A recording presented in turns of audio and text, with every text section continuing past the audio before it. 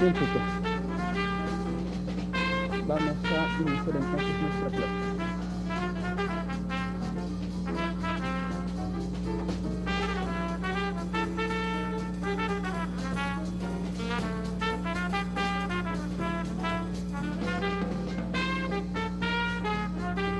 Bien, entonces nosotros vamos a llevar lo que es el curso de filosofía.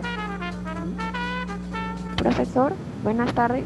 Disculpe, el sonido de la música está más fuerte que su voz. Ah, el sonido. Hay música, a ver, Y además hay interferencia, profesor. interferencia ya.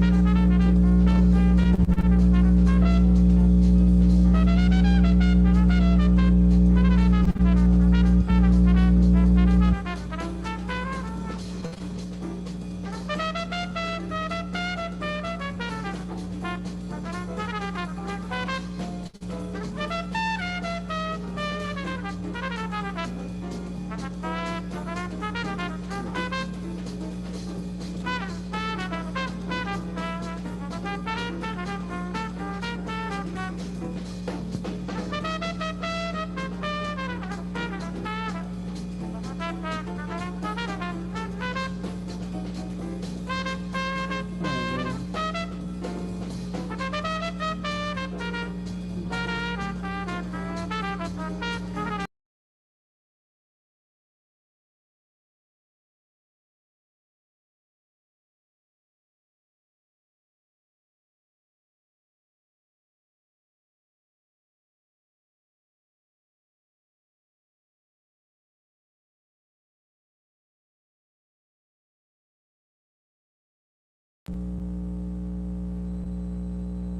Ya.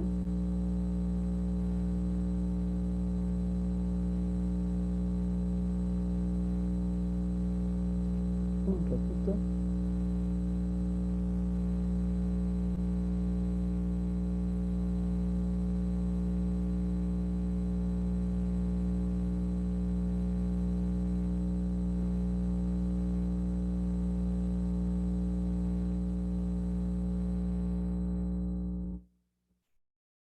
Ahora sí no hay interferencia y se puede ver Sí, profesor. todas las Ahora condiciones. sí. Para comenzar, chicos, ¿alguna molestia que puedan tener? De parte sobre todo mía, ¿no? ¿Todo bien ahora? ¿Confirmado? ¿Aló, chicos? Sí, profesor. Y se le escucha un poco bajo. Ya. ¿Ahora mejor? Sí, Ya, es el micrófono, ya. Bien, entonces, como les decía,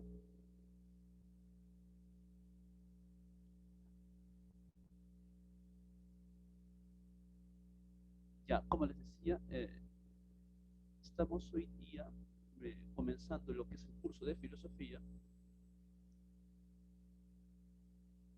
y nosotros vamos a llevar el curso, lo que significa la introducción a la filosofía.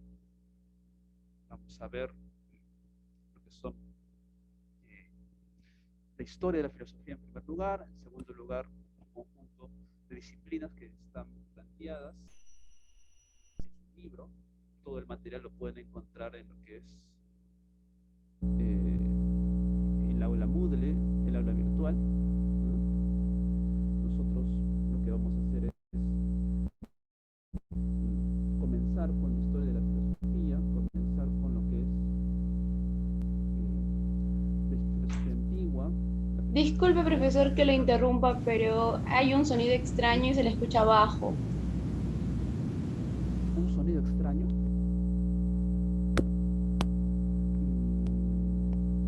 No sé, a ver, lo del sonido extraño no sé a qué se deberá.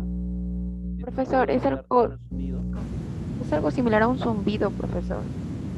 Creo que es de su equipo. O quizás sea el equipo, ya bueno, si es eso, me excuso porque ya escapa de mí. Pero dificulta o impide que me escuchen. Es muy fuerte.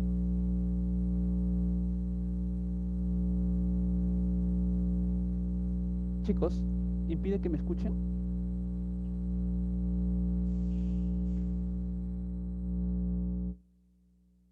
¿Aló? Ya, profe, ya dejó de sonar. Se le escucha bien. Ahora, bueno, disculpen las fallas técnicas, lamentablemente eh, no son eh, la, no son la excepción, ¿ya? Bien, disculpen. Bueno, retomando lo que les comentaba, la idea del curso es comenzar por la parte de las disciplinas filosóficas, avanzar en la filosofía antigua, la filosofía moderna, ¿m? Terminar con la filosofía contemporánea y finalmente, ya en una segunda parte, abordar lo que son las disciplinas filosóficas. Nosotros vamos a ver como tres grupos, tres grandes grupos de disciplinas filosóficas, lo que es eh, todo, no todo, ¿no? Pero sí gran parte de la filosofía práctica, ¿no? Filosofía política, filosofía ética o sencillamente ética, axiología. También vamos a ver lo que es eh, la filosofía teórica con la epistemología y la teoría del conocimiento. ¿M? Y vamos a abordar también lo que es lógica. 3 semanas en lógica, vamos a aprender lo que es eh, una proposición, la formalización de las proposiciones, las reglas de validez de un argumento, lo que se conoce como deducción natural. ¿Y cuál es el objetivo? Bueno, el objetivo del curso, como los objetivos de los demás cursos que están llevando, es eh, que tú manejes la información necesaria para que puedas utilizarla de manera correcta al momento de eh, tu examen de admisión o tu examen en la CEP. Es la intención. Por eso, eh, gran parte de la labor consiste en ofrecerte definiciones, conceptos puntuales, ¿ya? Tratar de eliminar la vaguedad, la ambigüedad, ¿m? Para que puedas utilizarlo de manera directa sin temor a equivocarte al momento de responder. Ahora, eso se consigue, obviamente, con las exposiciones. Yo voy a estar exponiendo los temas, pero también se consigue en la medida en que si quedara algo ambiguo, poco claro, ¿m? Tú lo hagas saber a partir de tus preguntas. Ahora estamos en lo que es el Zoom, tengo el chat. Cualquier cosita, chicos, me lo indican por el chat, ¿ya? O también pueden, como han hecho en esta ocasión, eh, decirme por su micrófono, ¿ya? Muy bajito. ¿Se escucha muy bajito? Señor Vidal, me indica si se escucha bajito o no, ¿ya? Profesor, fíjese si su micrófono está bien conectado.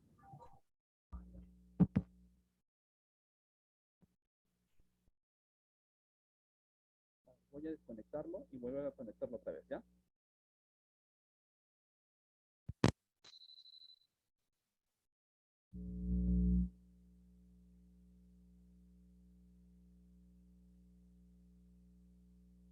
Ya, ahora, ¿mejor? Sí, mucho mejor. Mucho mejor. Ya, era la conexión. Ya. Entonces, como les decía, ahora con la plataforma Zoom tenemos la opción del chat que, digamos, lo pueden ver, ¿no? Como yo. Y me transmiten sus preguntas, sus dudas, para que yo las aclare. Es mi trabajo, así que no tengan ninguna preocupación, duda o temor en hacerlo, por favor. Yo con gusto las recibo, como he tratado ahora de resolver los problemas técnicos a pesar de mi total ignorancia en cuestiones de computación o de las computadoras. Bien, chicos, entonces, recomendaciones para el curso. El curso en general, como decía, es una presentación de propuestas, de definiciones, de conceptos. No pretende ser un curso de filosofía universitaria, sino es un curso pensado para estudiantes preuniversitarios que tienen un objetivo concreto, ingresar a la universidad. ¿Correcto? Yo les pediría que para que aprovechen el curso puedan ustedes utilizarlo como una herramienta para que puedan ingresar y quizás posteriormente no ampliar sus conocimientos, ya, si es de su gusto, de su agrado. Les pediría que presten atención y como sus documentos, ¿no? Algo no quedaba claro, que me lo hagan saber para yo aclararlo. Lo voy a estar viendo de vez en cuando en chat para tratar de precisamente ver si hay alguna duda. Con respecto a esta clase es introductoria, esta clase es una presentación de lo que es la filosofía, con algunos puntos bien concretos que, como ustedes pueden ver, se plantean ahí. Introducción a la filosofía, los orígenes de la filosofía, la etimología y definición, las características de la cultura filosófica y las disciplinas. Todos sus puntos ustedes también lo pueden encontrar en el material que está en el aula virtual. Los invito a revisarla. También van a encontrar en esa aula virtual preguntas de cada semana que sirven para que ustedes puedan poner en práctica lo trabajado en las sesiones de clase. ¿Mm? Profesor, disculpe, está volviendo a fallar el audio. Ah.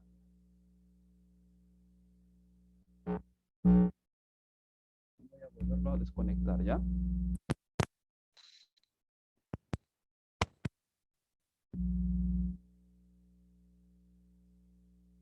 A ver, ¿ahora mejor? Ahí, está bien. Ya. Ya. Voy a tener que ver qué está pasando. Bien. Entonces, les decía de que todos estos puntos que ustedes pueden ver están en el material, ¿no? Del aula virtual, más las preguntas de la semana. Pasemos entonces a ver precisamente esto. Cada punto que acabo de mencionar. A ver, comencemos con la idea de la palabra filosofía. La palabra filosofía, como seguro tú ya lo puedes adivinar porque ves claramente ahí el término, ¿no? En esas grafías griegas, quizás poco conocidas para la mayoría del público, es efectivamente una palabra compartida de nacimiento griego. Fíjense, la filosofía es una actividad que nace en Grecia. Y en esta medida, su comprensión nos tiene que remitir a la época griega del siglo VI a.C., donde efectivamente nació. ¿Correcto? Para eso, los lingüistas expertos en etimologías han rastreado las raíces de la palabra filosofía. Y así han encontrado dos raíces, filos y sofía. Filos amor, sofía sabiduría. Creo que hasta cierto punto es bastante conocida la afirmación que filosofía es amor a la sabiduría, ¿no? Creo que, digamos, dentro de lo que es la cultura universitaria, es algo bastante difundido y conocido. Pero nosotros tenemos que desarrollar esa idea, porque tenemos que dar cuenta de la comprensión de las raíces, que es precisamente en lo que trabajan los lingüistas al investigar las etimologías. ¿Qué es, no, amor y qué será sabiduría? O para ponerlo en términos griegos, ¿qué será filos y qué será sofía? Mira, filos, como lo plantea la diapositiva, significa amor. Pero amor para los griegos no es necesariamente la comprensión que tenemos nosotros. Al igual que sabiduría, no necesariamente significa lo que para nosotros podría significar sabiduría. Entonces, tenemos que preguntarnos, ¿y qué pensaban los griegos de estas dos raíces, de estas dos palabras? ¿Cómo lo entendían?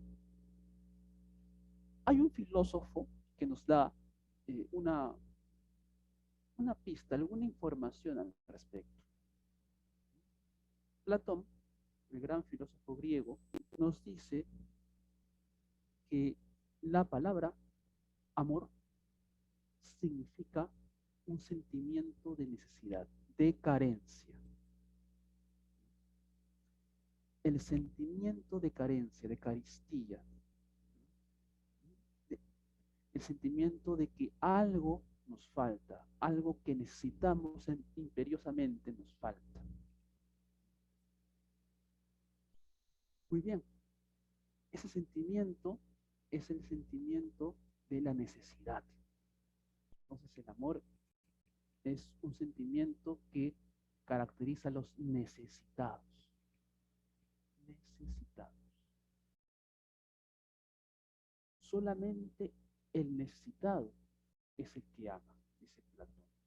Es más, en algún momento, en algún diálogo de Platón, este filósofo caracteriza al amante como un pobre. El que ama es pobre, pobre precisamente en lo que le falta. Y por eso está la búsqueda de lo que ama, del objeto amado. Ahora, el tema con el amor es que esta necesidad es una necesidad bastante particular. Lo que se ama, dice Platón, usualmente se confunde con algo corporal, con algo sensible, para decirlo en términos llanos, con el cuerpo. El amor siempre es la necesidad de un cuerpo amado, es la necesidad del amante. Eso dice Platón. ¿Ya? Y Platón nos cuenta lo que le pasa precisamente a los amantes en Grecia. Los amantes, los que aman, viven necesitados de los amados. Y viven más necesitados de los amados cuando son jóvenes y sus cuerpos son bellos. Eso lo dice Platón, lo puedes consultar, está en el Fedro, se llama el diálogo. Y Platón dice, pero ese amor es un amor espurio, es un amor falso, es un amor que en realidad responde a bajos principios, a bajas motivaciones. ¿Por qué? Porque se ama lo que se acaba. La belleza se acaba. La belleza corporal es pasajera. No es permanente. Y eso, precisamente, esa crítica a los que aman lo pasajero, le permite ir a Platón al otro término, al término de Sofía. Sabiduría. La sabiduría es un conocimiento. El que sabe, el sabio, conoce. ¿Pero qué conoce? ¿Conoce o sabe cocinar? ¿Sabe planchar? ¿Sabe escribir? ¿Sabe producir? ¿Qué conoce? ¿Sabe comportarse en una reunión? ¿Qué es lo que sabe para que así podemos llamarlo sabio? Según Platón, ninguno de los ejemplos que te acabo de dar son ejemplos de sabiduría. Saber cocinar, saber planchar, saber comportarse en una reunión, no son ejemplos de sabiduría. ¿Por qué? Porque son conocimientos que tienen que ver con cosas, con actividades. La sabiduría es un conocimiento, según Platón, que remite a lo eterno, a la verdad. El sabio no sabe planchar, no sabe cocinar, quizás hasta no sepa comportarse en una reunión, pero conoce la verdad. Y conocer la verdad es conocer las verdades que no cambian, las verdades eternas. Muy bien, ahí tienes las dos partes de la palabra filosofía. Entonces tú me podrías decir exactamente qué está comprendiendo Platón por la palabra filosofía en su conjunto. A ver, ¿qué dirían ustedes a partir de lo que acabo de decir? Voy a El leer el camino hacia la verdad. camino, quizás no sea la definición más precisa, ¿no? Camino no. La verdad sí te lo apruebo, pero el camino a la verdad, digamos que mitad y mitad, ¿no? Una mitad bien, una mitad no necesariamente correcta. A ver, ¿quién podría completar esta idea? ¿No? A partir de lo que hemos dicho, ¿qué sería filosofía? La iluminación.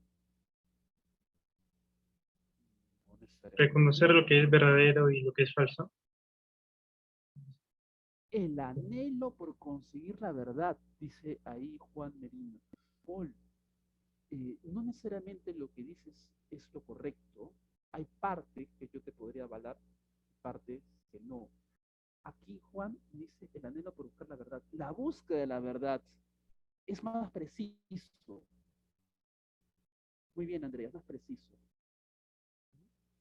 La verdad es en otra parte. Vamos a ver que eh, la verdad no está en ninguna parte. Es curioso. ¿Por qué? Porque cuando decimos otra parte, ¿qué significa una parte? Significa un espacio. Y la verdad, como no es corporal, no es una cosa, no puede estar en un espacio. Pero volviendo a la definición de la palabra filosofía, Andrea nos da una, digamos, una definición más cercana a lo que dice Platón. Es la búsqueda de la verdad. Pero no es cualquier búsqueda, es el deseo de la verdad. Es el impulso, la motivación. Acuérdate que habíamos arrancado con el significado de amor, que es un sentimiento que te impulsa. El que ama está impulsado hacia su objeto amado. Muy bien. Entonces no es cualquier búsqueda. Es una búsqueda motivada, ¿no? Que no se puede dejar de lado. Ay, por favor, el perrito, ¿ya? Entonces, ese tipo de búsqueda es lo que caracteriza a la palabra filosofía o al filósofo. Es un sentimiento, por sentimos el amor, pero es un sentimiento que nos lleva a algo que no es corpóreo, a algo que es intelectual, a algo que es eterno, que es la sabiduría, que es la. Eso es importantísimo reconocer. Entonces, nuestra primera comprensión de la palabra filosofía es la búsqueda imperiosa, incesante de la verdad. Y cuando hablo de verdad, hablo de eternidad. Es por eso que Platón pensaba que la verdad era algo divino, porque era algo eterno. Y pensaba que el filósofo tiene este tipo de amor diferente de los hombres, porque ya te he dicho que los hombres aman, pero aman el cuerpo, y viven embelesados por el cuerpo. Y sus deseos amorosos siempre son deseos bajos, dirá Platón, ¿no? Deseos corporales. El amor filosófico es el amor, es el sentimiento de necesidad, pero por lo eterno, por lo divino. Esta idea va a seguir, va a tener una versión cristiana con el ágape. El ágape es la palabra latina para amor. Y en la época medieval va a significar el encuentro, la necesidad de encontrarse con lo eterno, que en ese caso sería Dios, el Dios cristiano. Pero esta es la comprensión de filosofía, la comprensión etimológica. ¿Alguna pregunta, chicos? ¿Se entendió? Todo Se claro. entendió.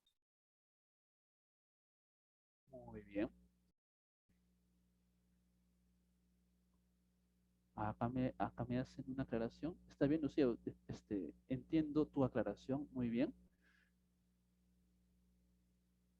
Seguimos, ¿ya? A pesar de las dificultades,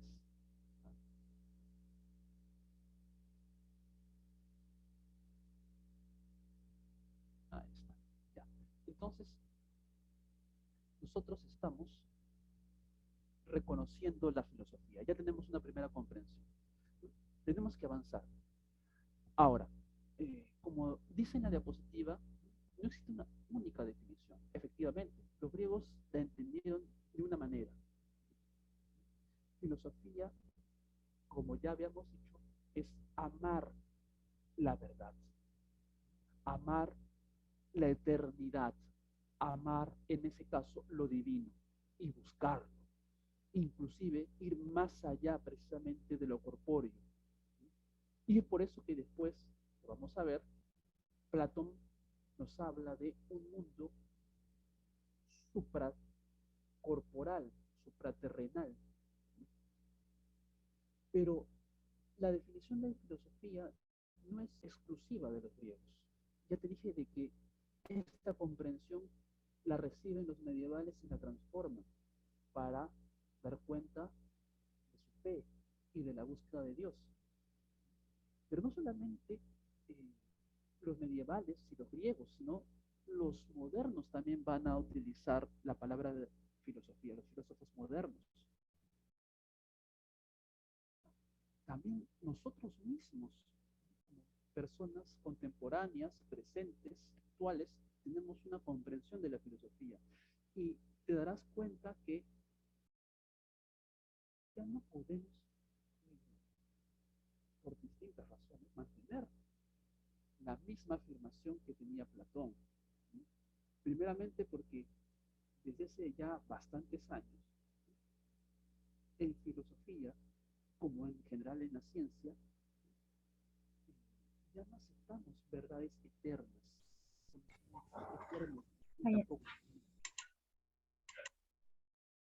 La forma de pensar nos ha llevado por otros rumbos. Hemos separado la fe del conocimiento. Una cosa es conocer, otra es creer. Entonces, se han ido dando diferentes definiciones. Y esto es lo que quiero mostrarles. Miren, ustedes ahí ven definiciones de cuatro filósofos que vamos a estudiar, que nos arrojan precisamente de comprensiones de la filosofía. ¿Alguien? A ver, por ahí, por favor, si no van a participar, cierren su micrófono, y si van a participar, por favor hagan la pregunta, ¿ya? Para que no se filtre. Aristóteles, filósofo antiguo, discípulo de Platón, fundador de lo que después se conocerá como el Liceo, tiene una definición: estudio de las primeras causas y primeros principios, ciencia del ser en tanto ser. Esa definición de filosofía, chicos, chicas, está emparentada con lo que decía Platón. Estudio de las primeras causas y primeros principios. En pocas palabras, estudio de la verdad. Ciencia del ser en tanto ser. Estudio de la verdad. Ciencia de la verdad. Aristóteles, o griego que es, a pesar que no era ateniense, pero tenía formación griega, recogía la idea de el amor filosófico, de la necesidad de buscar una verdad eterna y divina. Entonces, Aristóteles es un hijo de su tiempo. Pero si nosotros vamos a la segunda definición, con Descartes, te vas a dar cuenta que ya la cosa cambia, porque dice, estudio de la sabiduría, ¿sí? Pero, ojo, dice, punto seguido, conocimiento perfecto de todas las cosas cognoscibles. Y ahí viene la diferencia. Cuando Descartes nos dice que la filosofía será el conocimiento perfecto de todas las cosas cognoscibles, lo que nos está diciendo es que la filosofía se encarga, ¿sí?, de darnos los fundamentos, las bases racionales de las cosas que puedo conocer. Es decir, las bases y fundamentos de la ciencia. Y aquí es importante marcar la diferencia respecto de Aristóteles. ¿Por qué? Porque Descartes, filósofo del siglo XVII, ya no está pensando que el ser humano puede conocer lo divino. Descartes es un filósofo que ha pasado por el cisma entre fe y razón. Él dice, a partir de ahora tenemos que ser conscientes que lo que nos pueda decir Dios, nos dice la religión. Lo que le queda al ser humano, con su razón, es conocer el mundo. El mundo se conoce a través de la ciencia, ciencia matemática, ciencia que tú estudias, en la que tú te formas. Y le corresponde al filósofo darle las bases firmes y seguras a la ciencia para que no tenga ningún problema al momento de conocer el mundo. Es por eso que Descartes se va a encargar de hacer toda una teoría de lo que se puede conocer, el mundo, la ciencia. Seguro algunos de ustedes me van a decir, pero profesor, pero Descartes no habló de Dios. Exactamente, muy bien, Lucía, demostrar la existencia de Dios. Sí, Descartes habló de Dios, pero ojo con esto, el Dios de Descartes no es el Dios de la religión, no es el Dios de la fe, no es el Dios ni cristiano, ni tampoco el Dios griego. Para Descartes, y aquí comienza algo que va a ser recurrente en los filósofos modernos, Dios es una hipótesis, una teoría. Es un elemento que permite sostener ciertas premisas y sin la cual la teoría se cae. Eso es lo que después va a desembocar en lo que se conoce como deísmo. No sé si ustedes, cuántos de ustedes no se han llevado el curso anteriormente o tienen algún tipo de formación en filosofía, pero a partir del siglo XVII, siglo XVIII, va a surgir el deísmo. ¿Y qué es el deísmo? El deísmo es una teoría que sostiene que Dios es básicamente un objeto de la razón y que por lo tanto todo ser racional puede hablar de Dios sobre la base de la razón, dejando de lado al Dios cristiano que tiene que ver con la fe. Entonces, ese punto que nos menciona Lucía, ¿sí?, de Descartes hablando de Dios, tiene que entenderse como un Dios, como parte de una teoría, no como parte de una creencia religiosa. Algo que sí estaba unido, por ejemplo, en los medievales y que también estaba unido en los griegos. Platón y Aristóteles, cuando te hablan de la verdad eterna y la divinidad, no están separando religión, ciencia. Ojo, eso es algo importante. En cambio, Descartes se comienza a dar ya esa separación. ¿Correcto? No sé si hay preguntas, chicos, en esto.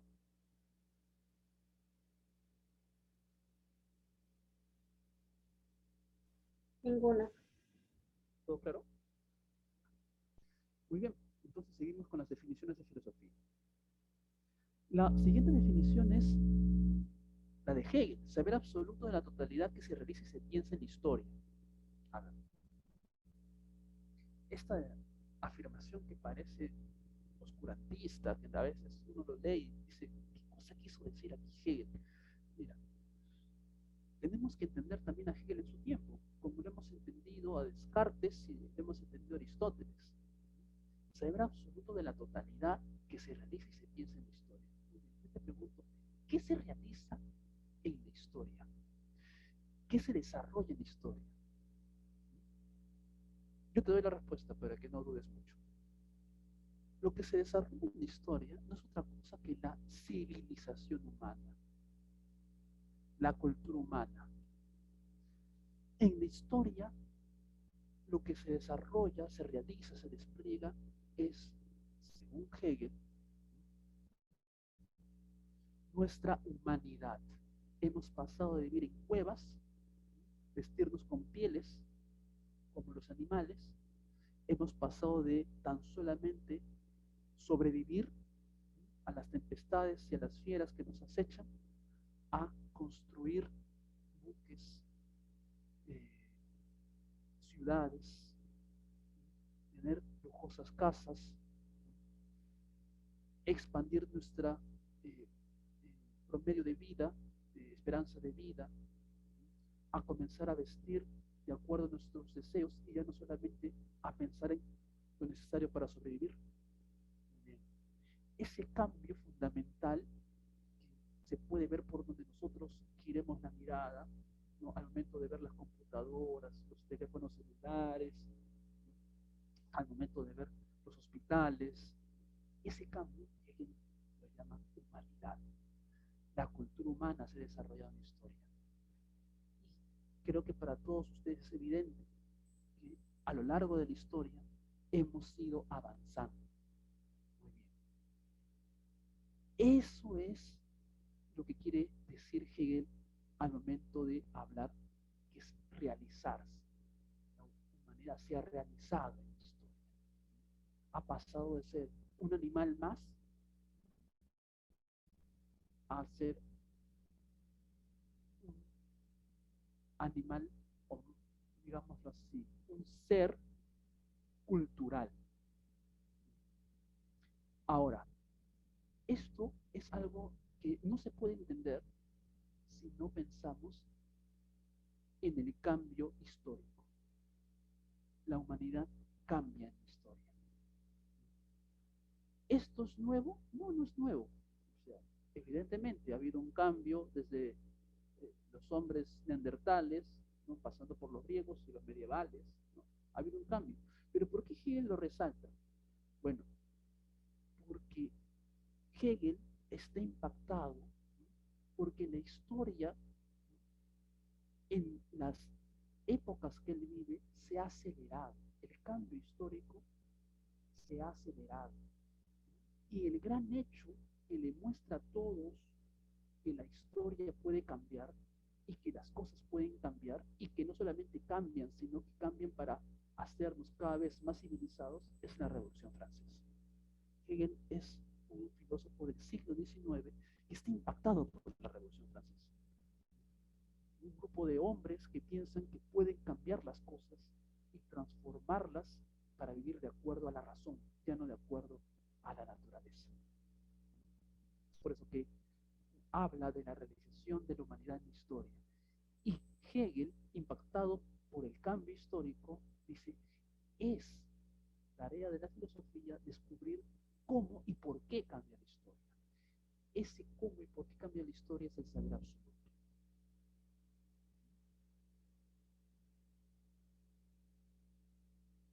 A ver, ya. ¿Alguna pregunta al respecto?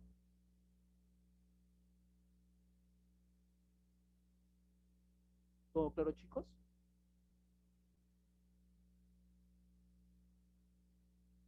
Todo claro, profesor.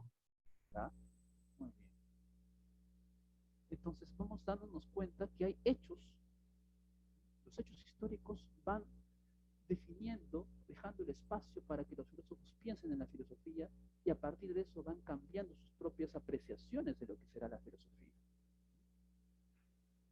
La última definición que tenemos aquí es la de Heidegger, ¿no? Es pensar nuevamente sobre el sentido del ser.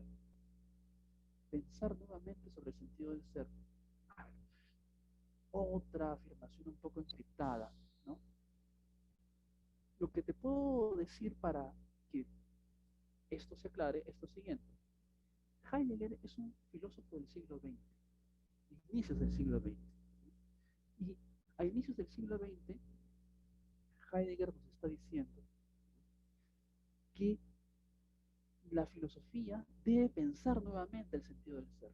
En otras palabras, la filosofía debe pensar nuevamente lo que entendemos por realidad, por lo que existe.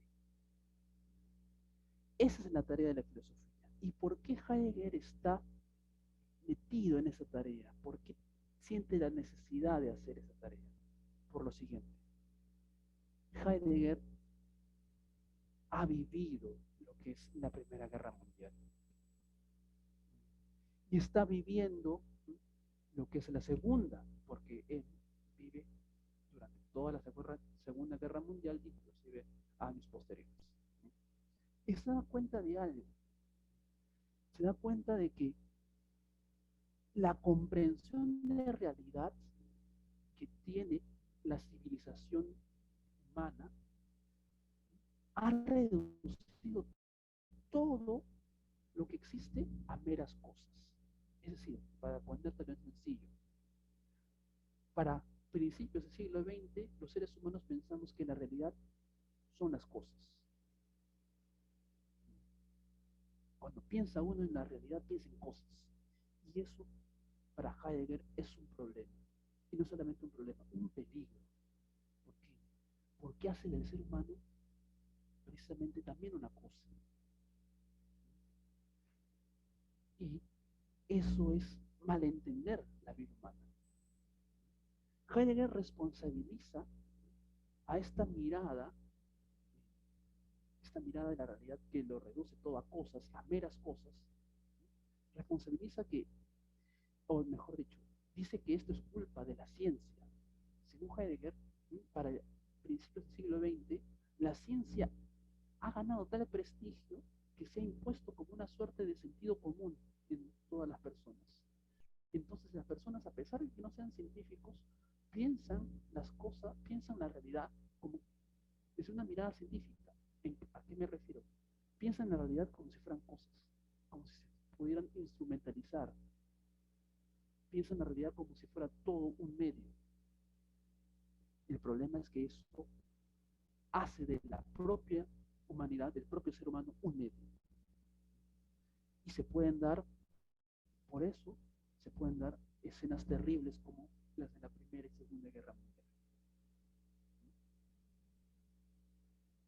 En ese contexto, Heidegger dice, la filosofía tiene que repensar qué cosa es la realidad, o mejor dicho, repensar lo que entendemos.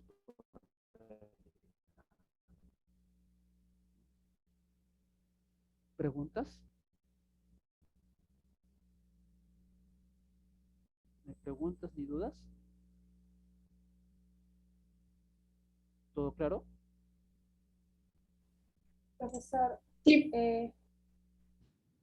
¿Escucho? respecto a Hegel, en síntesis se puede decir que busca saber todo lo que la civilización ha pasado para llegar al punto donde está, ¿verdad?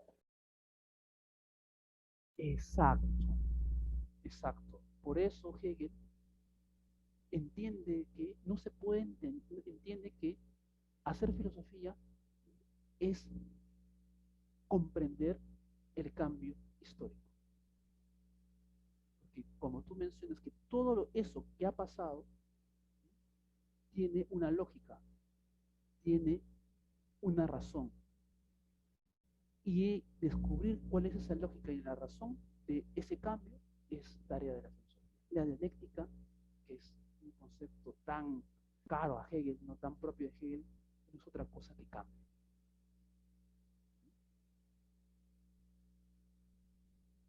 ¿Alguna pregunta adicional? o sea, Hegel parte desde la historia, ¿cierto? Su punto de partida es la historia de la civilización, desde lo más antiguo hasta lo actual. Quiere descubrir cómo así hemos llegado donde hemos llegado, cuáles son los motores que nos han llevado a donde hemos llegado.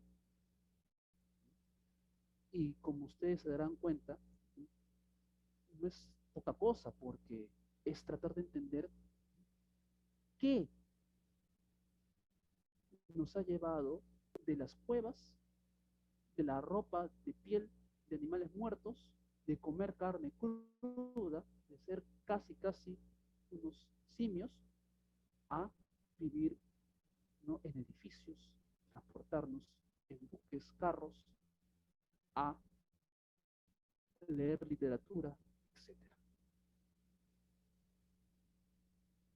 ¿Aló? ¿Chicos? ¿Chicos, se entienden mejor ahora? Sí, sí se comprende. Ya, muy bien. Entonces, avancemos. Porque no nos podemos quedar acá.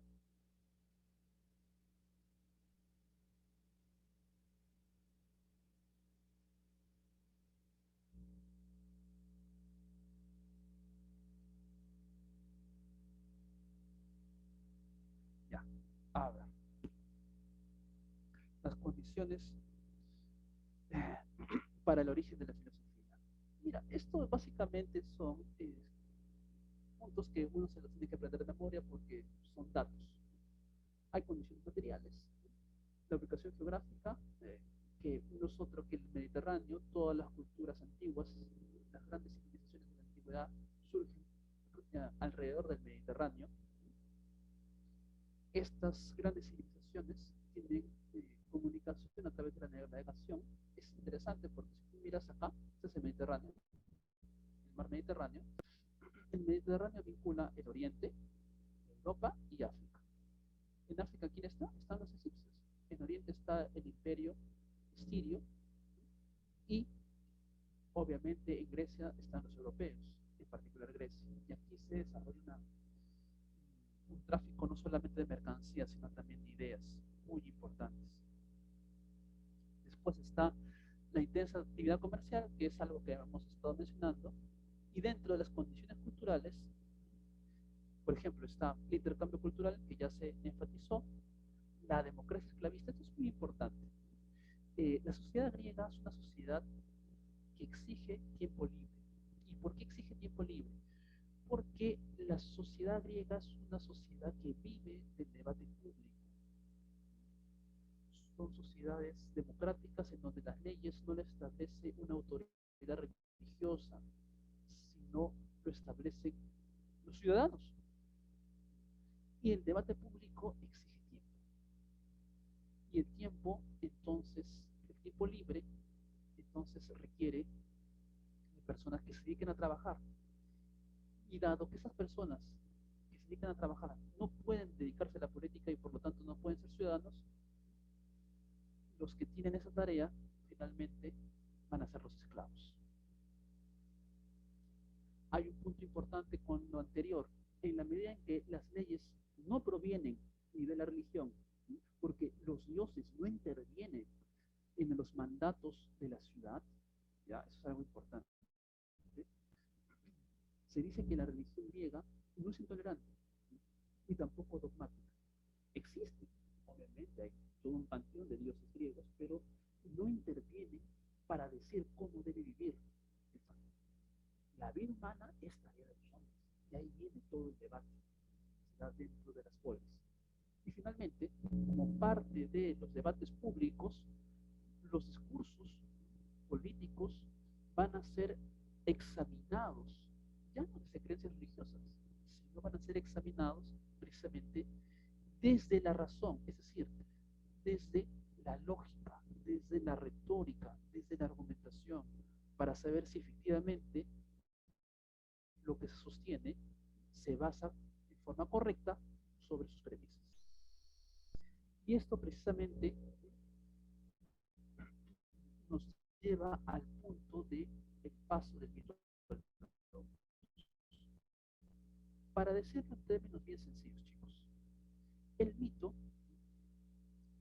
es una narración que se da a las comunidades para comprender su presente, ¿sí?, saber de dónde vienen su pasado y saber hacia dónde se dirigen su futuro.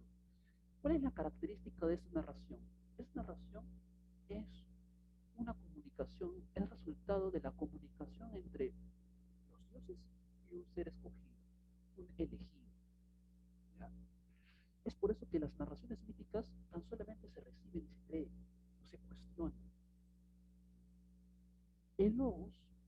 digámoslo así, la actividad racional del debate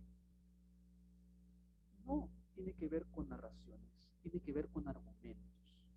Un argumento es una conclusión sustentada en premisas.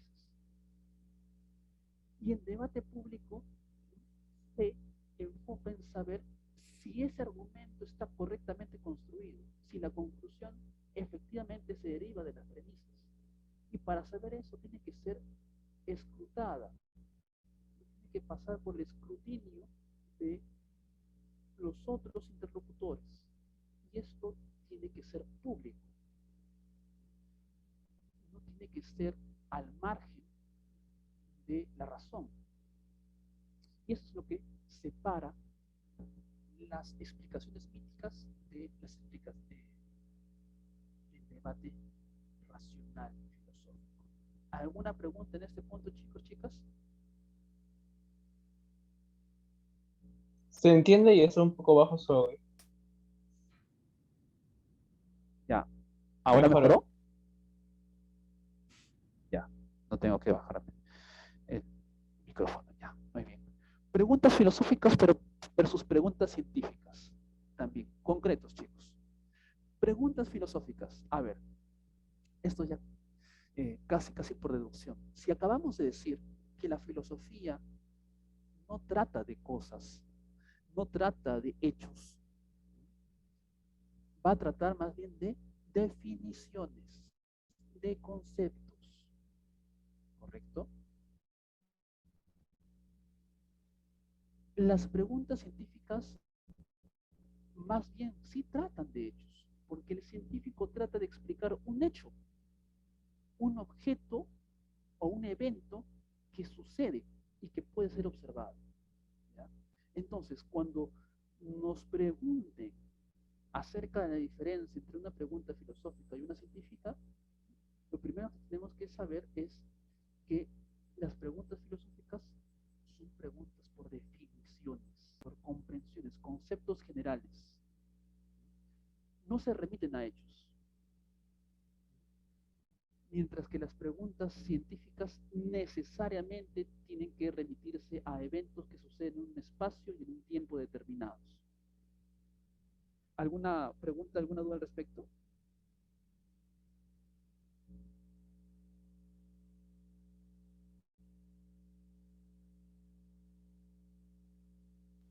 Profe, con respecto a las preguntas filosóficas, no siempre va a tener una respuesta concisa, ¿cierto? A diferencia de las científicas.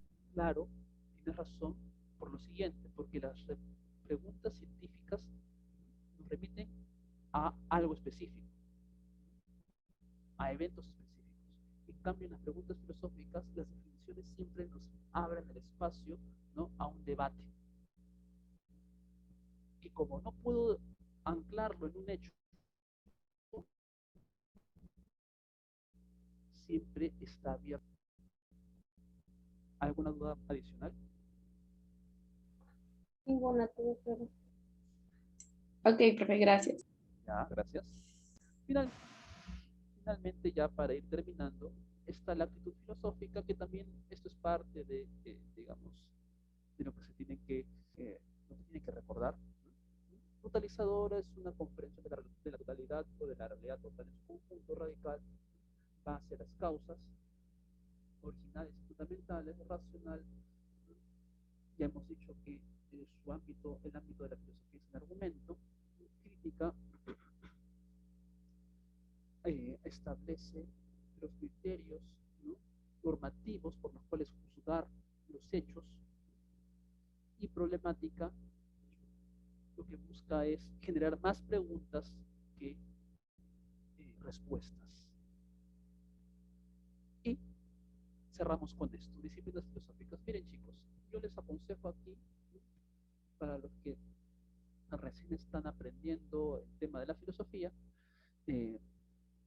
para las disciplinas acordarse de las raíces, ¿no?, que es una regla que te va a ayudar a identificar inmediatamente de qué estamos hablando. Ontología, ontos, ser, logos, tratado, teoría del ser. No hay más que eso. Ontología, gnosis, conocimiento, logos, tratado, o teoría del conocimiento. Epistemología, epistemeciencia, logos tratado, teoría de la ciencia. Axios, valioso, logos tratado, teoría de lo valioso, teoría del valor. En ética quizás se rompe la regla, pero es una excepción. Etos, costumbre. Cuando hablamos de costumbre estamos hablando de lo que consideramos lo correcto, lo bueno en la sociedad.